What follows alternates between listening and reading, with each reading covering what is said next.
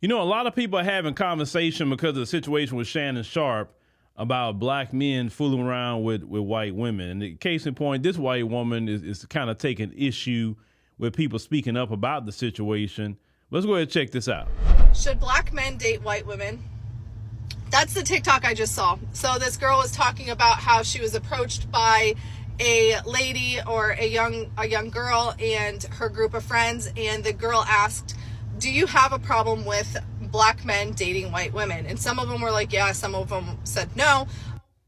Okay, just even going up to a black person saying that crap, we already know you on some BS right then and there. Because first of all, we're not even worrying about what y'all doing. Like, it has nothing to do with us.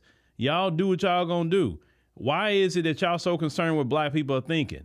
Whether it's the black man that see a black people and be like, you know, when they with the white woman, whatever, they've did many jokes about that, right, on these skits, which has been so funny. Or the white woman looking all funny too, or looking at a black woman all funny, like, why do y'all get scared or something? Like black folks about to come out there and do you something. I know why the brother's looking like that, right? Because he know better. But everybody's just so worried about what black people, especially the white women. Like, look, if you go it on and just stay with Brad, you don't have that to worry about. You have none of that to worry about. Let's call it what it is. We have a 400-year beef that has never been solved. So yeah, we don't really rock with each other like that. So like, what you doing with them? You know what I'm saying? Like, I ain't got to go through all the history right now. You know, you follow me on my African Diaspora News channel. We talk about this stuff all the time. And then she went on to say, well, my bigger question would be, why do the white women feel like they need to date black men? And then she went and explained, like, oh, it's because of the kids, and they want them to look, the kids to look a certain way. Not sure I agree with that, but still, we're moving. I agree with that. 100%. Even Dr. Francis Cress Wilson talked about that, about how some of them want to have a child with a black man because psychologically they want to produce color, like she said. And she said that if they have children within their group, they cannot produce color. Some of them do say they want, and they listen to the term they use, they want a mixed baby. They don't even say, because the child gonna be looked at, at least in America, as black, but they say mixed. You know, I don't like that term mixed, I never have. I say you call a dog mixed. You don't call a human being mixed.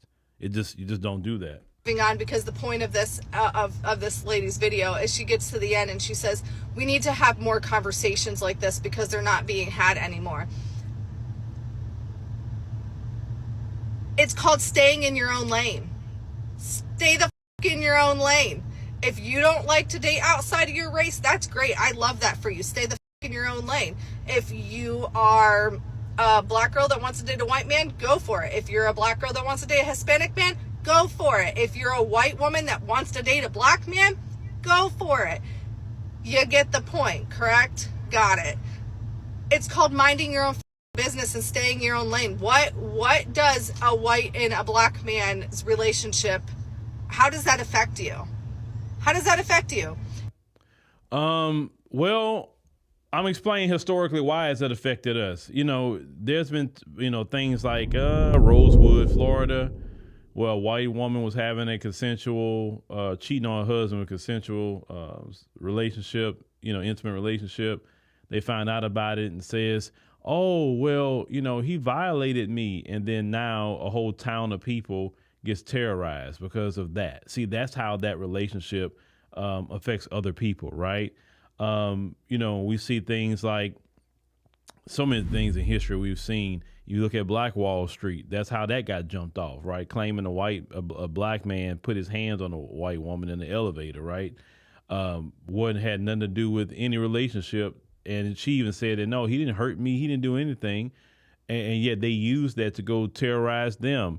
I mean, it's so many cases where black men have had their lives ruined dealing with white women. It's just the truth.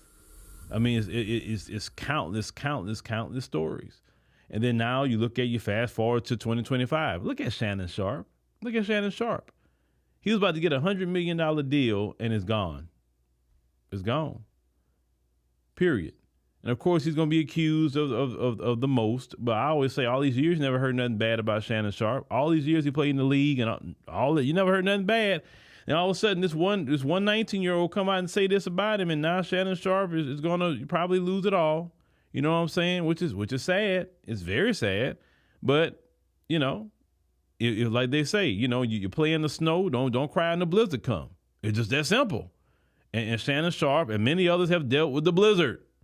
That's it. So, and then when they deal with the blizzard, guess what happens? Oh, hey, brothers, sisters, look at what they doing to me. You know, this is all racism, right? Dragging us in it. We had nothing to do with their relationship, right?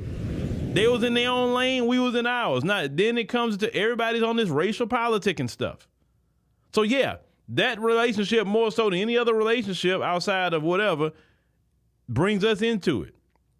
We don't really hear that mess if a black person's with an Asian, a black person with a Hispanic, a black person with an Arab, or whoever else, right? We don't really hear these big things. Only when they are with people like you, ma'am, we hear these things. And it drags us all into it. That's why.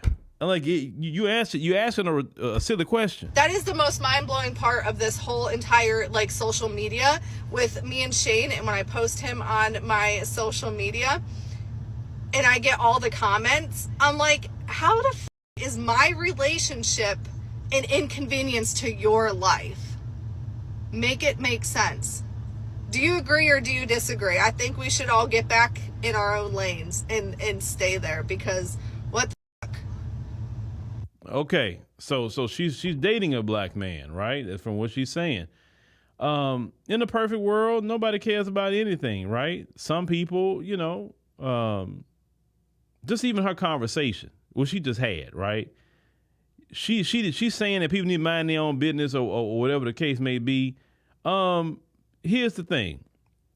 In the United States of America, I'm going to say America more so anywhere else, because let's say if you went to Germany, right? You mentioned Germany. If a black man went to Germany and dated a white woman, it's not really much of an issue in a place like Germany. Because a lot of white German women would shoot their brothers quick over there in Germany. But here in America, it's still a big issue. It's a big issue with black people. It's a big issue with white people. As a collective, it's still an issue, right? And once again, because we have a 400-year beef that has not been resolved, that beef is still open, and that beef is still going on in 2025. Okay, so you sitting up here dealing with, let's say you're in the continent of Africa, two opposing tribes at odds with each other still to this day, and if you take one tribe, one man from one tribe, one woman from another tribe, I'm talking about they about to be together.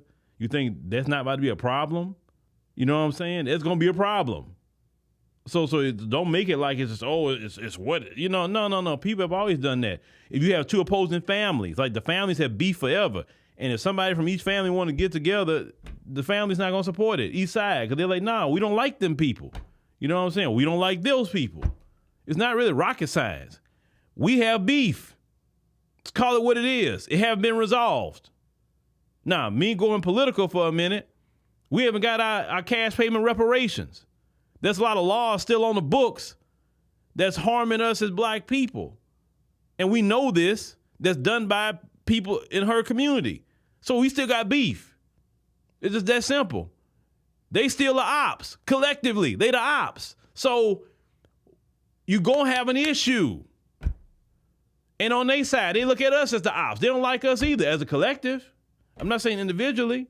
So stop being surprised when people be looking at you side. Well, now, a lot of black people not going to tell you a word. They're like, okay. But they're not going to say a word to you. And then if you're on social media posting something, anybody say something to you on social media, if you don't know nobody say nothing about your dude, put your page on private. Have only your friends and family that know y'all, that like y'all, and then that's it. But if you open your page up to the public, ma'am, the public going to say what they're going to say.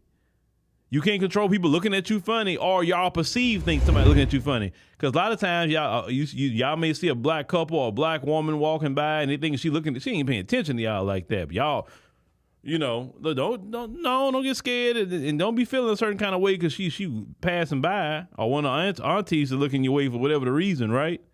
No.